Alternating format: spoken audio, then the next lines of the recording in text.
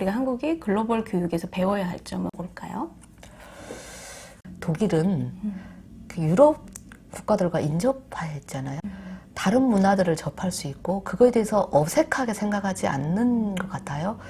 그 다름에 대해서 좀 인정하고 이 아이들이 좀 이렇게 오픈돼서 좀 많은 것들을 받아들이는 자세가 좀 뭐 그렇다고 외국인들도 받아들이라는 의미가 아니라 타인 그리고 다른 것에 대한 남과 다른 것에 대한 것에 대해서 그 너무 터부시하고 두려워하지 않았으면 좋겠어요. 이민온 가정이랄지 이렇게 청소년기에 이민온 아이들을 보면은 굉장히 좀 약간 주눅 들어 있거든요. 그게 뭐냐면 물론 홈그라운드가 아니기 때문에 언어적인 열세 또 여러 가지 그 나와 다른 피부색 이런 것들 어려움이 있을 수 있는데 그럴 필요가 없는 게 다 그 아이들도 다 똑같거든요. 사실 뭐 위치만 다른 데서 태어났을 뿐이지. 근데 아이들이 일차적으로는 굉장히 박탈감을 가지고 있고 주눅 들어 있어요. 근데 자기가 언어가 안 된다고 해서도 그 당당했으면 좋겠어요.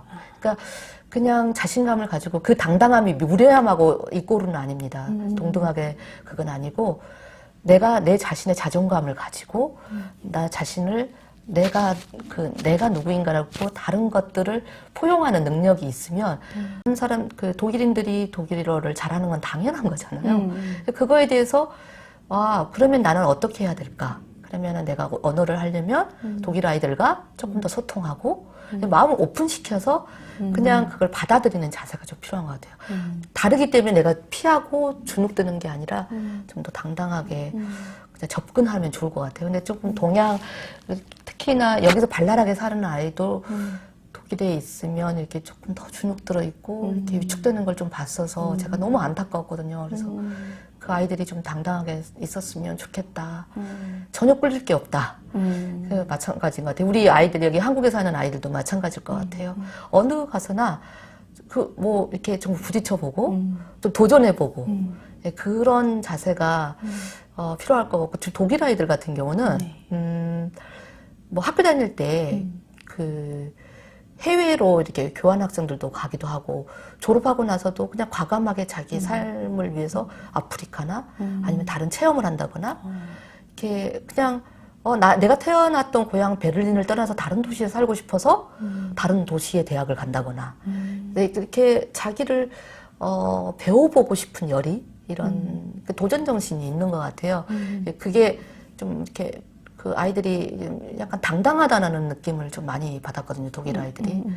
그런 부분을 좀 우리 아이들도 내면적인 그 당당함, 내면에서 올라오는 그 당당함이 좀 필요하지 않을까라는 생각이 들고. 그런데 이제 한국이 잘하는 부분들은 참 많은 것 같아요. 한국 아이들은 일단은 정말 머리가 좋은, 그러니까 굉장히 빨라요.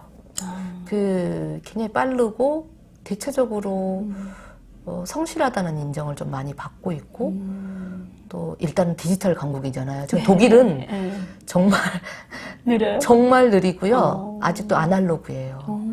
이번에 코로나 사태 때 독일이 멘붕이었습니다. 완전.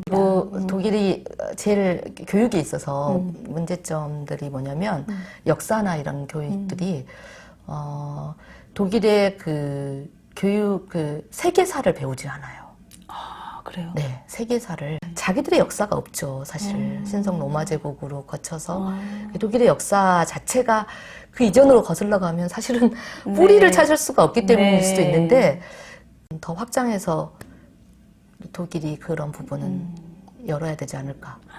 그래, 좀 약간 국수주의적인, 그렇다고 뭐 민족주의는 아니에요. 왜냐하면 민족주의는 터부시하니까. 왜냐하면 히틀러 때문에. 히틀러가 그랬기 때문에. 그러면서도 약간 뭐랄까 그런 우월주의? 약간 그런 게 있는 것 같아요. 남아있구나. 네. 동양인에 대한 차별이나 이런 것들이 또 있으셨는지?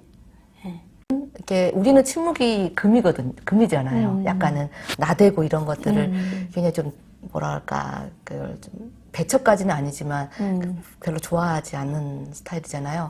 근데 독일 사람들 같은 경우는 정말 이렇게 딱 그냥 토론을 할 때 딱 들고 이야기를 하거든요. 그런 것들이 있을 때 그런 모습에 있어서 독일 사람들이 자기의 의견을 이야기하지 않는 거에 대해서 그게 정말 겸손하다 이렇게 보는 게 아니라 제일 잘 좀 바보 아닐까? 이렇게 보는 면이 있고 생각이 없다고 생각. 저 사람들을 툭 쳤을 때 그냥 괜찮아, it's okay 이렇게 하는 것으로 받아들여서 오히려 그 약자에 대한 그냥 함부로 하는 그런 부분들이 그래서 아시아인들은 유약하고 키도 작고 그렇잖아요. 그러니까 아시아인들에 대한 약간 인종차별이 사실 표면으로 올라온 것은 이번에 코로나 때였어요. 근데 굉장히 노골적으로 반응을 했고, 그 독일인이나 아니면 독일에 사는 외국인, 이렇게 독일에 사는 외국인, 백인, 그런 계층에서 그 아시아인들에 대한 인종차별이랄지, 그 외국인에 대한 인종차별이 일단은 있는 것 같아요. 이민자에 대한. 잘해주는 경우는 그냥 뭐라고 할까요? 동정심? 이렇게 가는 경우도 있고, 내가 뭔가 부당하게 대우받았다 생각했을 때는, 그거에 대해서 이야기를 해야 된다. 그렇다고 화를 내거나 감정으로 나쁘게 표현하는 건 표현력의 부족이고, 표현력의 그 기술이 나쁜 거고, 내가 생각하는 거에 대해서는, 정확하게 내가 부분에 대해서, 이야기를 해야 된다. 그러니까 저는, 그러니까 독일에 가서도 한국말을 계속 가르쳤거든요. 그 한국말이 언어의 문화가 있고, 언어의 힘이 있기 때문에, 또 그 아이의 정체성을 기르기 위해서는 자기의 모국어에 대한 그 자부심, 이거에 대한 이야기를 계속 했기 때문에 역사나 이런 것들을 보여주면서 너는 한국인이고 한국인의 그 이제 좀 우월성에 대한 부분들, 한국인이 어떻게 그런 부분을 강조하다 보니까 정말 자랑스러워 하더라고요. 한국에 대한. 그래서 그냥 독일 아이들하고 있어도 나는 독일에 살고 있지만 나는 한국의 국민을 대표한다라고 생각하니까 더 당당해지죠. 그게 정체성인 것 같아요. 자부심과 자존감. 글로벌 사회에서 살아남기 위해서는 우리의 정체성과 자존감을 지키는 게 필요하다. 이런 말씀이시죠. 중요한 부분인 것 같아요. 보고 계신 분들 중에 독일에 이민을 가고 싶으신 분들이나 또는 독일에 정착하고 싶은 분들이 있다면 도움이 될 만한 이야기를 좀 해주신다면? 이제 물론 가족이 다 움직이면 제일 좋을 것 같고요. 아이가 이제 있는 경우에 저는 제가 만약에 독일로 간다면 조금 더 어릴 때 오는 게 좋을 것 같고, 근데 고등학교나 이런 경우에는 조금 어려운 거를 많이 목격은 했어요. 언어가 쉽지 않기 때문에 또 그 고등학교 때나 이런 경우에는 좀 뭐랄까 학교 시스템에 딱 들어가기가 이렇게 언어 부분 코스도 좀 어렵고 이런 것들도 있고 좀 방황을 좀 길게 하는 걸 봤어요. 그런 경우. 그리고 가장 중요한 거는 부모님이 아이를 기다려주는 게 좀 필요한 것 같아요. 이 아이에 대해서 믿어주면, 믿고 인내하다 보면은 그 아이들은 독일에서 분명히 길을 찾더라고요. 근데 조급한 엄마들이 이 아이들을 못 살게 하는 거예요. 막 언어 빨리 해야 되지 않냐? 막 과외 붙이고 특히 한국 부모들이 많이 지금. 근데 어릴 때 이제 오면은 조금 그게 좀 덜할 수도 있는데 중학교 어중간한 때는 이제 이 아이가 빨리 좀 이게 적응하기를 원하니까 그 안에서 근데 이 아이가 자기 주도형인 아이들은 금방 또 차고 나갈 수도 있는데 좀 애매할 경우에 자기 주도형 아이가 한국에서도 그렇게 길러지지 않는 그리고 자기가 독일에 가고 싶은 의지가 없는 정말 가고 싶다라는 아이의 동의를 얻지 않는 이상은 약간은 부모님 핑계를 많이 대는 엄마가 오고 싶어 했잖아 이렇게 그래서 다투는 경우 많이 봤어요. 그러니까 아이하고 충분히 합의를 거치고 아이가 독일을 사랑할 수 있도록 그러니까 독일에 대한 정보랄지 정말 그 독일에 대한 관련 정말 속속들이 이런 이야기들을 충분히 부모님이 공부를 하시고 만약에 독일로 가야 되겠다 생각을 한다면 책을 읽으시면서 정말 이렇게 하셔야 돼요. 거기서도 힘들거든요. 처음에 진짜 우리 큰아이가 1학년에 갔는데 거의 2년을 말을 안 했어요. 1학년인 어린 때인데도 다 자아는 커 있거든요. 솔직히 1학년이어서 그렇죠. 다 생각은 있거든요. 근데 그 자존심은 세잖아요. 그러니까 언어가 안 되니까 말을 안 하는 거예요. 이렇게 안 와서 성격도 또 내성적이에요.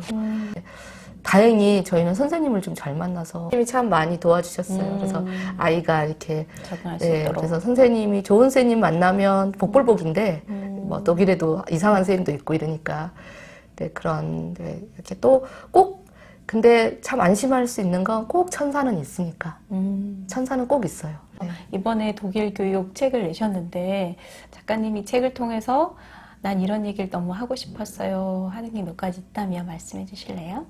네.